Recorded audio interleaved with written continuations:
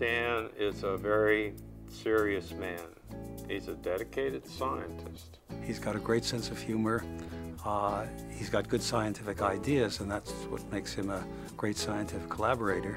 He doesn't tell a lot of jokes. On the other hand, I tell a lot of jokes. Some of them you don't want to hear about. There's a serious side and a hard-driving side of Herb that's right below the surface that sometimes people don't see. Stan is a great guy, and I just enjoy being with him. You know, I think we made a rather good combination of talents. I met Herb at a scientific meeting. We were at an East-West conference in Hawaii.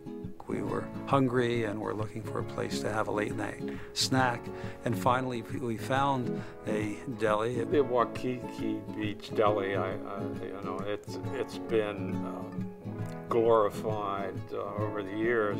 It was, I guess it was a Korean deli, but it had a neon sign in the window that said Shalom, and we thought that might be a good place to get some good corned beef. Stan and I started talking about the experiment we were going to do. As a result of that, the collaboration that led to the invention of recombinant DNA.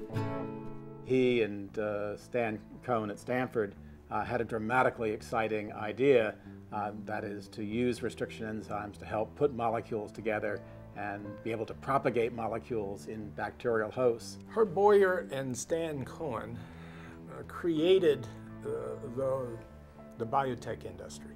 It's essentially being able to take genes out of a human body and shuffle them around, study them to isolate the genes, and attempt to understand how each gene functions and how it interacts with other genes.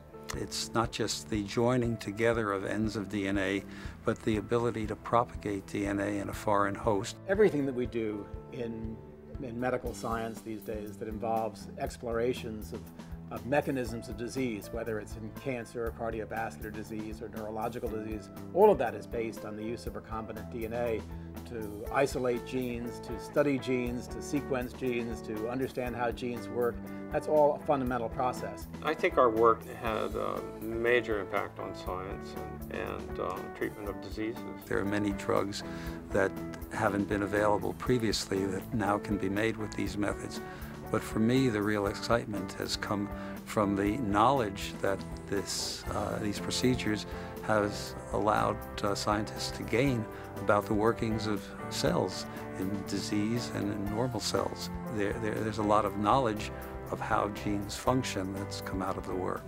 Herb Boyer in particular taking the leadership of starting Genentech in 1976 as the first biotech company, and then developing Genentech as a leading biotech company in its products of insulin and human growth hormone. It has led the whole biotechnology industry. It will have an even greater impact in the future as we solve problems of energy and food and climate. The ability to take microorganisms and engineer them to do things is really the future. And Boyer and Cohen were instrumental in making that happen. I think that there are going to be more and more drugs that will come out of this technology, and there will be more and more information about how genes work. Understanding life and how it works is, I hope that's the future of biotechnology and about biomedical sciences as well.